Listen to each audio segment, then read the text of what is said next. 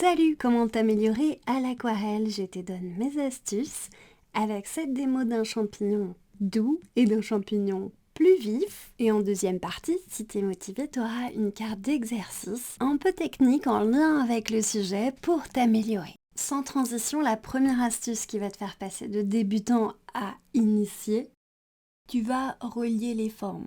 C'est-à-dire que le haut et le bas du champignon, par exemple, au lieu de les faire en deux fois, d'abord tu t'intéresses au haut, tu le fais entièrement, ensuite le bas, ben tu vas faire tout ensemble.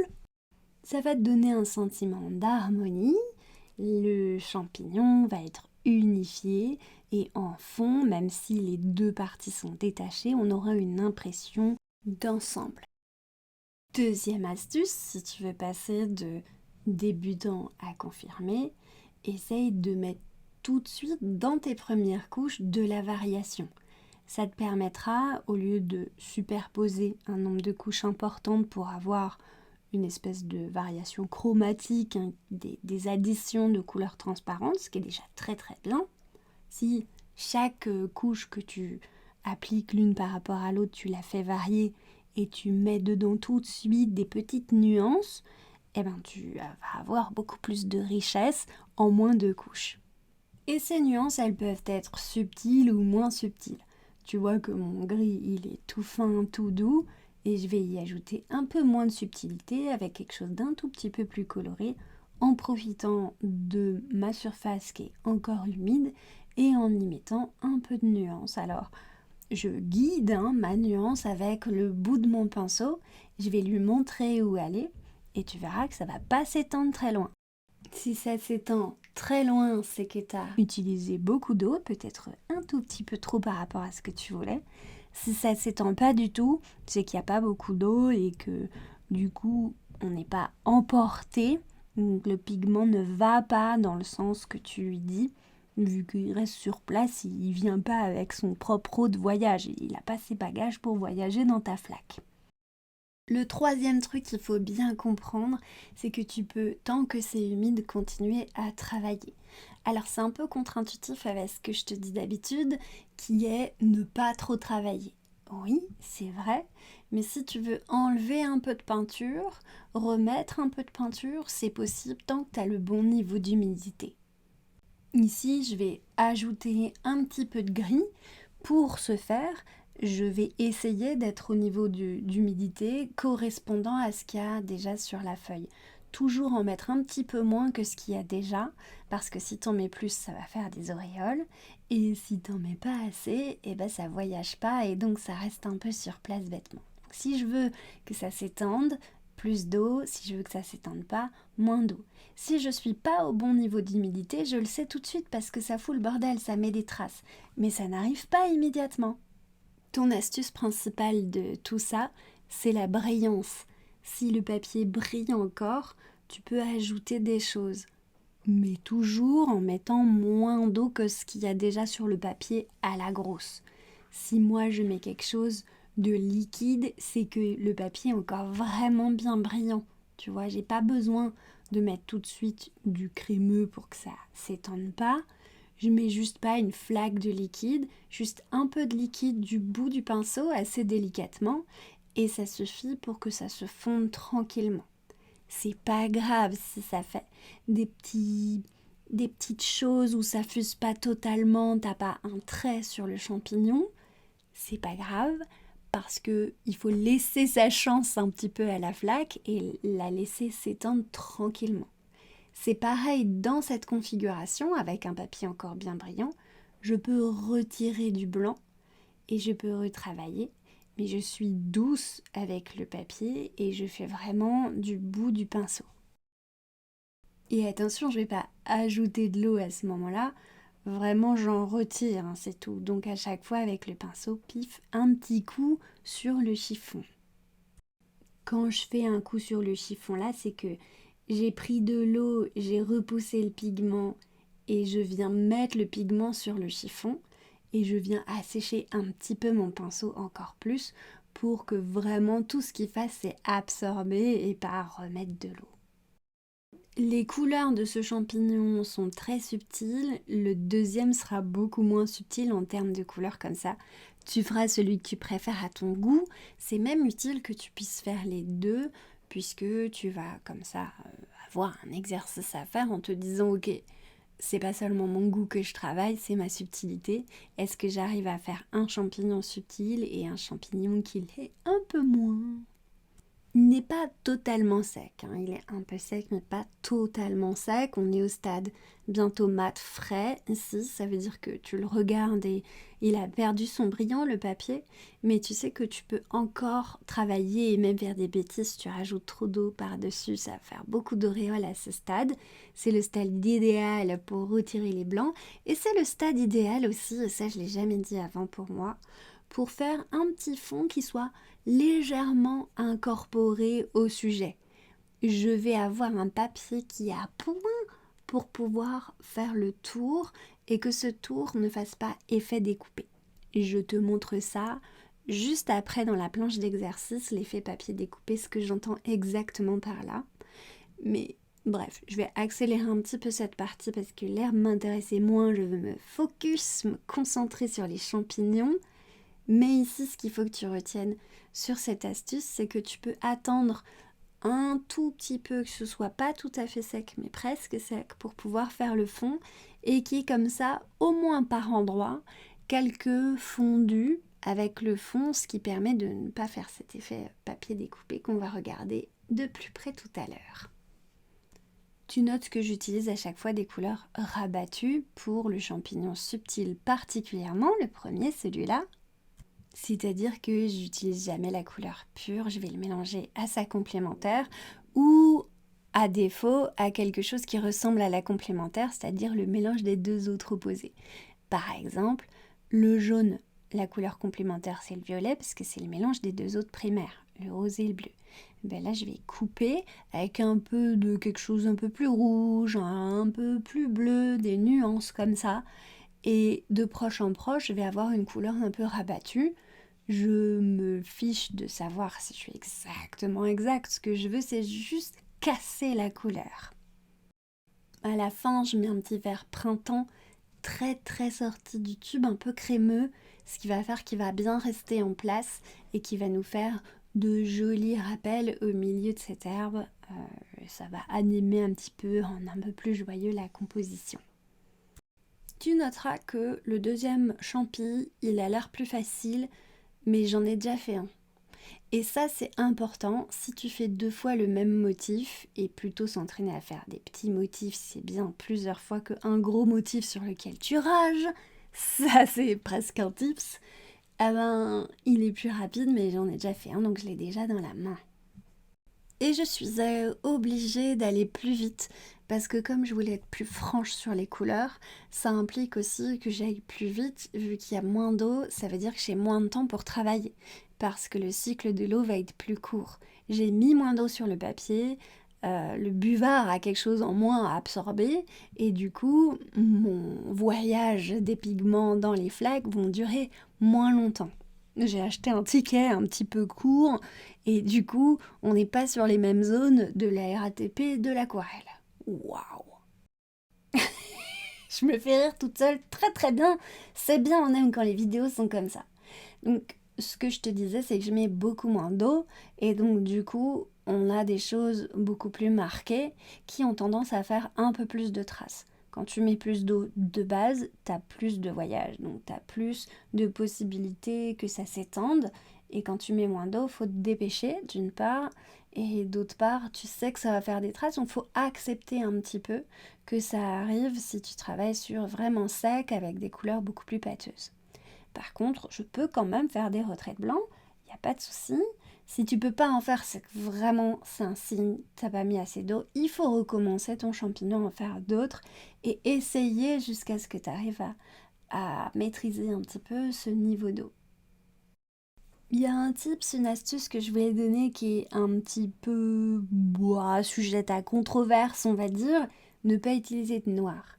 Alors, je déteste les règles, mais c'est bien de les connaître pour pouvoir s'en départir déjà premièrement.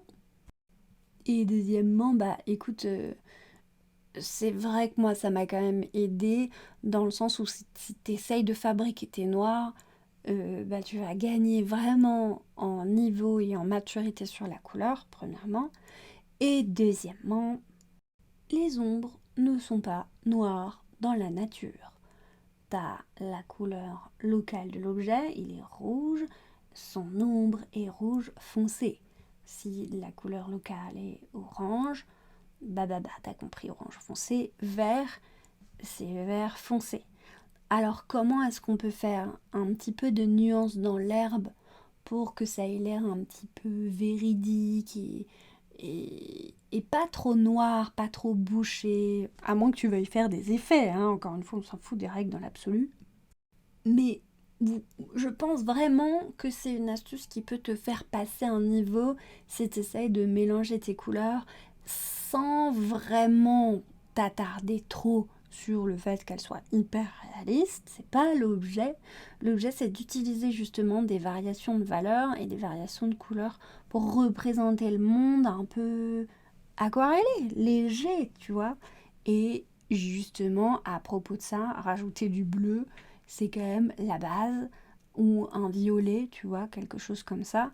Dans le vert, ça passe méga bien, et tu peux faire plein de tests avec tes bleus à toi, voir lesquels rendent mieux l'ombre, mais en tout cas, il faut vraiment que ce soit mélangé à la couleur d'origine. Moi, dans tous mes mélanges, je reprends, pour le champignon, là j'avais un ocre de base, j'ai repris l'ocre que j'ai mélangé au marron. J'ai pas mis un ocre et un marron, j'ai mis un ocre et un mélange d'ocre et de marron pour le foncé. Pareil pour l'herbe, je vais aller sur mon mélange de bleuté, mais j'avais du bleu à la base dans mon verre, donc c'est cohérent comme ombré. Voilà, je rush un peu sur cette astuce, mais parce que en vrai, tu peux faire des vidéos et des vidéos entières sur le mélange des couleurs. Je te balance très très vite le coup des complémentaires, tout ça. J'ai l'impression qu'il y en a quand même pas mal de vidéos là-dessus et tout. Mais j'en ferai juste là-dessus. Ce qui est bien, c'est que tu vois dans l'action, quand quelqu'un fait, tu peux te rendre compte un petit peu mieux. Et à un moment, la théorie, tu vois, c'est bien, il faut en avoir conscience. Moi, j'essaye de t'expliquer les deux et de te réexpliquer exactement les mêmes choses, mais de façon différente à chaque vidéo et sur du pratique. Là, je te montre le dégradé. Voilà. J'ai posé et je suis venue rechercher avec une flaque claire ce que je venais juste de poser. Tu vas me dire, mais ça va recouvrir le machin d'en dessous, Félicia. Non. Si tu le fais transparent, même si c'est un peu plus foncé à l'œil, tu vas voir que la richesse et la fusion et le dégradé vont être présents quand même sur ce champignon. Je ne te fais pas l'affront de dire que c'est une astuce de laisser le temps faire, mais c'est vrai que on aurait pu. Tu vois que je suis temps réel et j'ai à peine avancé, tu vois, pour le bien de la vidéo à 110%, quoi, un truc ridicule tout doux. Il faut absolument que tu te dises que t'es quand même dans un moment zen. C'est fun, mais c'est zen et tu dois plus être en observation qu'en stress. Donc il faut essayer de réguler, tu vois, tu fais le dauphin de l'aquarelle. je suis en forme, aujourd'hui. Tu essayes de réguler ton émotion de ne pas avoir réussi exactement ce que tu voulais tout le temps, parce que c'est souvent ça avec l'aquarelle, et tu prends le temps de laisser s'imprégner pour remettre des couches suivantes. Si ça a séché, tu attends que ça ait vraiment complètement séché. Là, tu remouilles et tu recommences une nouvelle couche. Donc, patience, blablabla, lièvre, tortue, machin. Regarde comme à chaque fois, je refais mon mélange, j'insiste en remettant de plus en plus foncé et je suis de plus en plus subtile, hein, quasiment avec mon pinceau. Donc je vais mettre un tout petit peu de foncé pour vraiment faire encore plus ressortir le blanc de ce champignon. Après, je me dis que ça aurait été très chouette avec un ciel bleu. Ça aurait fait encore plus ressortir. Là, c'est presque trop subtil, mais ça me suffit comme ça, tu vois. On a dit qu'on bossait la subtilité pour celui-là et moins subtil à droite. Bon, comme d'hab sur l'herbe, je t'ai pas trop expliqué, mais tu pourras trouver des explications sur l'herbe dans pas mal de vidéos à moi déjà. et dans le cours du carnet de voyage si tu y es inscrite. Sinon, la vidéo du pinceau éventail ou un bon vieux traînard et t'auras de l'herbe assez facilement. Toujours est-il qu'on va pouvoir passer à la feuille d'exercice. Alors, pourquoi j'ai fait une feuille d'exercice, les potes? Et pourquoi je la présente après? Je te conseillerais plutôt de la faire avant les champignons, mais tu peux déjà te frotter un peu à 1 ou 2 champignons, faire la feuille d'exercice et après recommencer. Tu verras, je pense qu'il va y avoir de l'amélioration de ce fait. Évidemment, il faut une plage de travail légèrement plus importante si tu fais la totale. C'est un peu là le rond que je te propose, c'est un peu le cuisse abdo-fessier de l'aquarelle. C'est un truc que tu dois quand même refaire de temps en temps pour faire un petit peu le point là où on t'en est de la gestion de l'eau. Il s'agit de faire au moins 2 ronds et d'y incorporer une autre nuance. Après, on fera des retraites blancs tout à la fin. Mais d'abord, l'exercice premier, c'est de te dire qu'est-ce qui se passe quand je mets beaucoup moins d'eau sur la première couche, quitte à en enlever un petit peu, là j'en avais déjà pas mal, et un peu plus d'eau, et un peu plus d'eau, et un peu plus d'eau. Et qu'est-ce qui se passe quand je mets des flaques dedans, que je laisse sécher? Comment est-ce que je peux faire pour guider le pigment et qu'il arrive à bon port? Parce que oui, il a peut-être son bagage avec lui, il a de l'eau plus ou moins, mais toi tu peux toujours l'orienter. Il est sur des rails, puis tu bouges, tu vois, tu changes de rail. Et pour ce faire, faut vraiment gagner en subtilité. Et il n'y a pas de recette magique, c'est que l'entraînement qui peut réussir à faire ça. Regarde-moi quand je retravaille, je te dis de pas le faire. Je te dis tu poses ta couleur et puis tu l'oublies, tu la laisses fuser. C'est vrai, surtout avec le papier coton parce que il peut bosser pour toi énormément et il faut le laisser faire. Mais malgré tout, avec des petites variations de ton pinceau, tu vas pouvoir l'emmener un peu à certains endroits. Bref, je parle trop. L'idée c'est ça, c'est de refaire un petit peu des cercles et de voir avec exprès plus ou moins d'eau comment tu y arrives.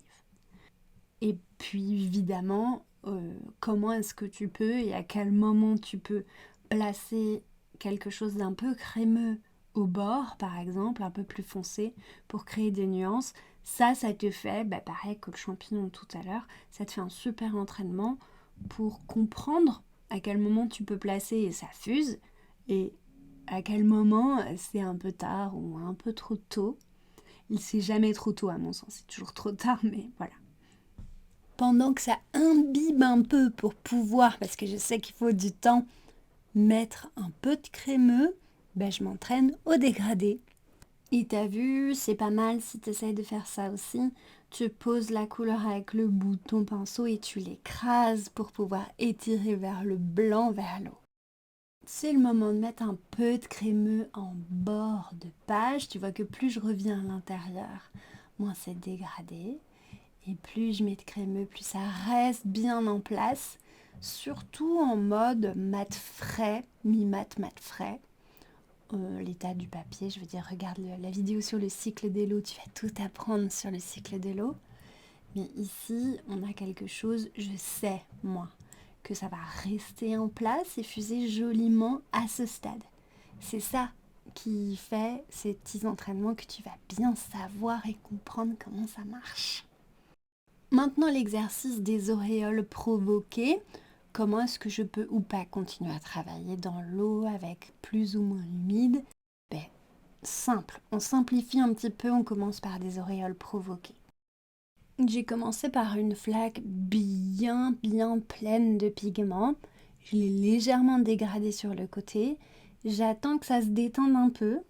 Tu vois qu'il y a eu un rejet d'eau au bout et que ça fait un potentiel d'auréole là où je travaille assez fort parce que c'est de l'eau qui va venir repousser la flaque. Dans les ronds en haut, j'ai utilisé des couleurs d'une humidité relativement similaire. On n'est pas à la goutte près. Ici, je rajoute quelque chose qui est de l'eau, donc une flaque qui va venir en concurrence avec la flaque rouge. Plus je rajoute, plus ça fout le bazar. Et tu vas me dire, mais Félicia, comment je peux bosser avec ça? Tu vois bien qu'à chaque fois j'utilise trop d'eau et que du coup ça fait n'importe quoi. Soit ça me fait des sertines, soit ça me fait des auréoles. Là je vais laisser aller la flaque toute seule et elle va venir en concurrence de l'eau rouge. Parce que j'ai pas le même niveau d'humidité. En fait, le pigment de la flaque rouge a commencé à descendre dans le papier, il a commencé à sécher. Et moi, j'ajoute de l'eau.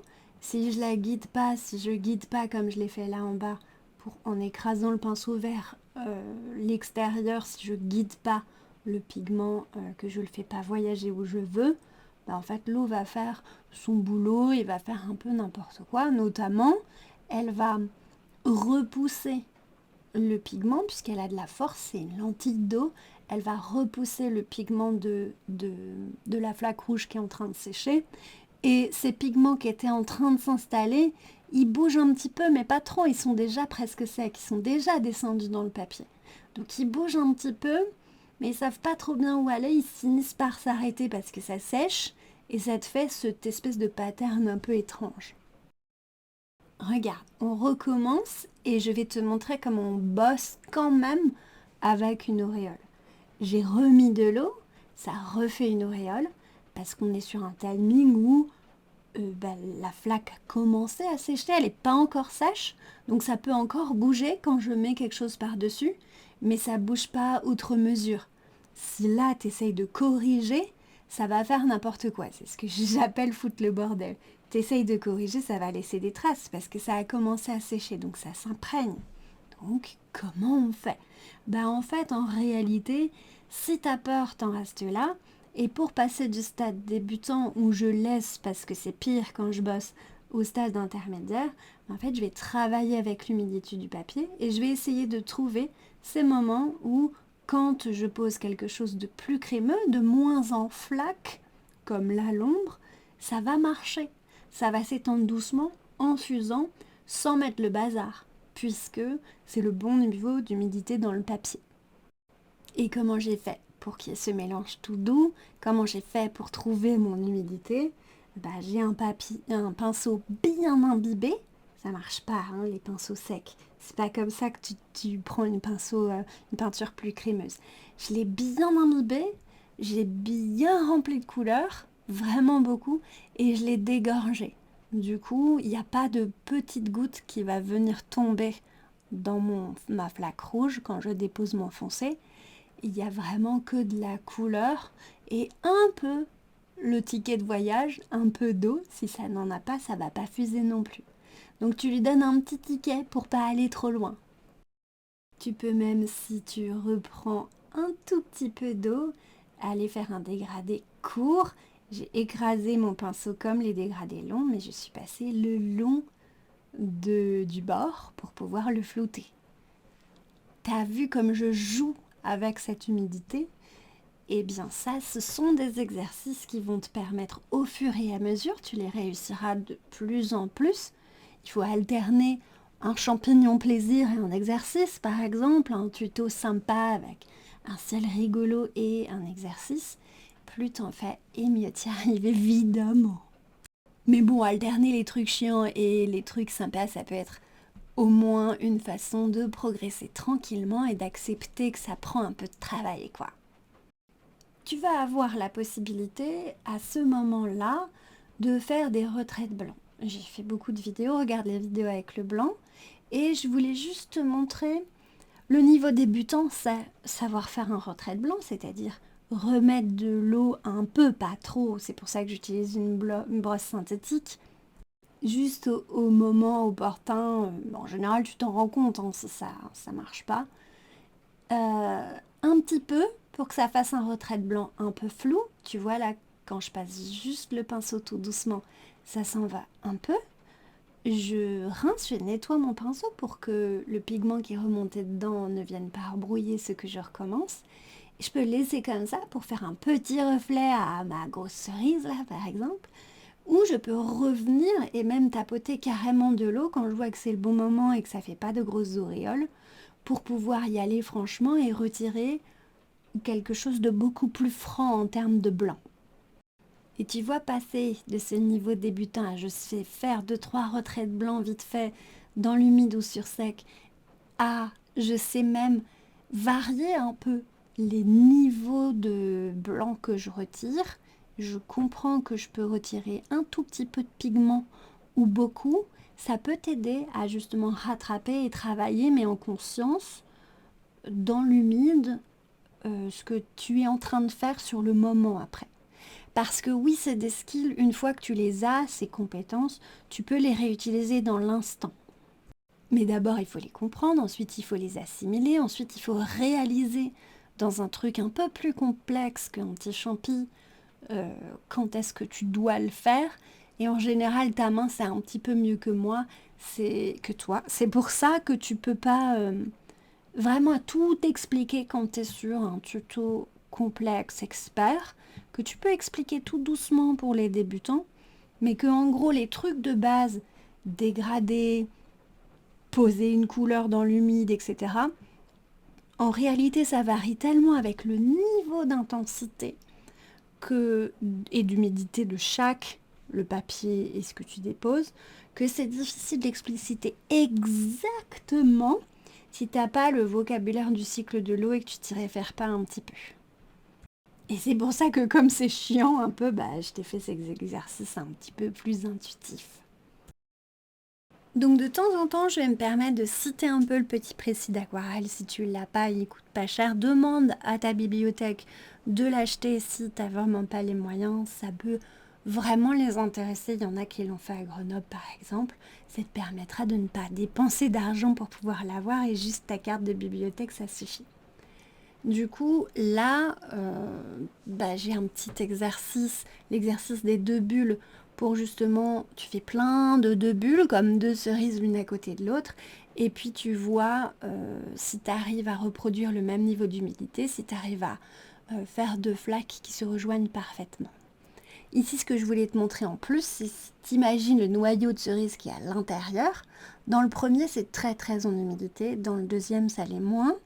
Donc c'est vraiment ça qui différencie les deux ronds. J'ai collé quelque chose de crémeux au milieu du rose droit et ça va pas bouger trop. Tu vois, je le patouille mais ça bouge pas trop parce qu'à la base il y a beaucoup moins d'eau qu'à côté. Tu vois bien que je suis en transparence à gauche et que j'ai des bourrelets d'eau qui se forment et du coup j'ai quelque chose qui va être beaucoup plus volatile. Sache que tu as même certains pigments qui vont rester vraiment au fond du papier et qui vont faire que si tu passes le sèche-cheveux comme je vais faire tout à l'heure, ou que tu brouilles un peu ce que tu viens de travailler, mais ça va rester quand même. Le bleu là, il va continuer à se voir. En plus, c'est une couleur puissante. Bon, je vais te montrer ce que ça fait là. On va laisser le violet bleu en suspension dans la partie colorée et en séchant le champi au moment où je continue à travailler là, ça va venir s'effacer parce que c'est resté en suspens, le pigment flotte. Il n'est pas venu se couler au fond du papier. Et cet exercice-là, il te montre que tu peux continuer à travailler quand tu es dans le mine, donc il faut que tu aies moins peur de l'eau parce que ça te permet de repentir. Donc travaille en transparence et travaille bien avec beaucoup d'eau parce que tu peux malgré tout apprendre à venir la contrôler si tu te mets un peu en danger. Si tu le fais jamais, tu pourras pas. Et tu vas avoir des choses qui restent et qui te font des traces comme à droite. Regarde là, voilà, je vais le repousser et tu vois que tout le pigment il s'échappe, il s'en va. Il était en suspension et il va aller sur la droite. Ah, presque réussi, ça a dépassé.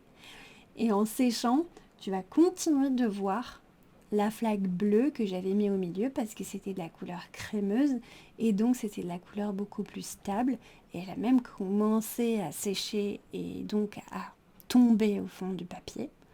Donc on la voit encore. Voilà. Je te dis plein de fois la même chose mais j'espère que comme ça mes exercices seront plus clairs.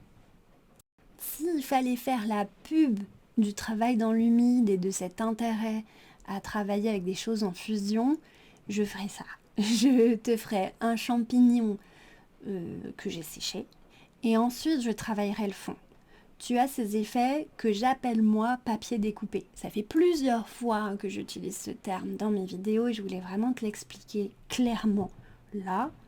quand tu as le champignon et le fond qui ont été faits de façon tout à fait séparée, eh ben, tu as un effet papier découpé. Tu vois que tu as des zones un peu blanches et que tu as débordé. Donc maintenant, bah, tu sauras de quoi je parle quand je dis pour éviter l'effet papier découpé. On bosse surtout en même temps, hein. Là on fait un peu de vocabulaire, mais je te file plein de petits exercices pour essayer d'aller un petit peu plus loin dans ta pratique, essayer de mieux comprendre les choses grâce à quelques exercices, sans être frustré sur une pièce que tu fais et en laquelle tu crois et t'es stressé parce que t'as fait un dessin de 12 heures. L'inverse du papier découpé, c'est ça, c'est le travail totalement dans l'humide en commençant avec de la couleur et en allant chercher les blancs du papier et par retrait. C'est ce que je t'ai dit tout à l'heure pour relier les formes, mais à son paroxysme, ça c'est l'exercice qui tue, quoi, tu vois. Et en fait, le champignon que j'ai posé, il est méga flou à la base, mais je vais quelque part le déflouter en venant travailler à l'intérieur avec des couleurs que je vais ajouter plus ou moins crémeuses. Tu vas même voir que je peux ajouter des couleurs plus claires. Et oui, on dit on peut ne travailler que du clair vers le foncé. À l'aquarelle, si tu poses le clair après sur du foncé, ça se voit pas. C'est vrai, mais c'est vrai que sur sec. Je peux, quand je travaille dans l'humide, là c'est vraiment un dos de papier coton. Donc c'est vraiment pas le papier le plus dingue, puisque c'est vraiment le dos d'un... Enfin c'est un brouillon quoi. Et je peux quand même, j'arrive quand même à bosser dans l'humide. C'est possible, même sur du papier cellulose. Après, c'est sûr que c'est toujours mieux sur papier coton, hein. J'en ferai jamais assez la pub. Moi, sur mes portraits, j'ai développé une technique particulière, donc je fais toujours du cellulose. Mais le coton, c'est quand même vachement plus agréable pour pouvoir bosser les fondus et travailler comme ça dans l'humide. C'est un peu le premier cours dans l'humide, si ça l'était, ce serait peut-être celui-là. C'est un exercice où tu vas faire une petite forme très simple et où tu vas t'entraîner à comprendre que les règles ont un peu changé. Tu vois, que c'est plus exactement les mêmes superpositions en restant en transparence, etc. Là, tu peux aller vraiment très très loin dans le cycle de l'eau. Tu peux le recommencer. Et en général, c'est pas du tout gênant d'avoir d'abord un gros flou et après de préciser de plus en plus. Moi, je te fais la partie floue. J'ai pas trop le time là pour refaire très précisément le champi et tu décides où tu t'arrêtes.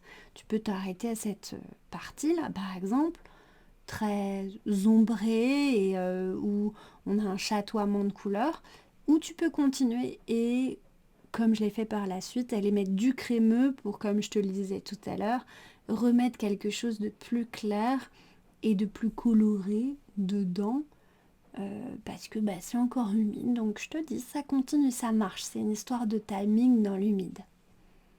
Petite note, si tu vois que tes blancs se referment, c'est parce que tu es encore un petit peu tôt. Il faut simplement répéter l'opération.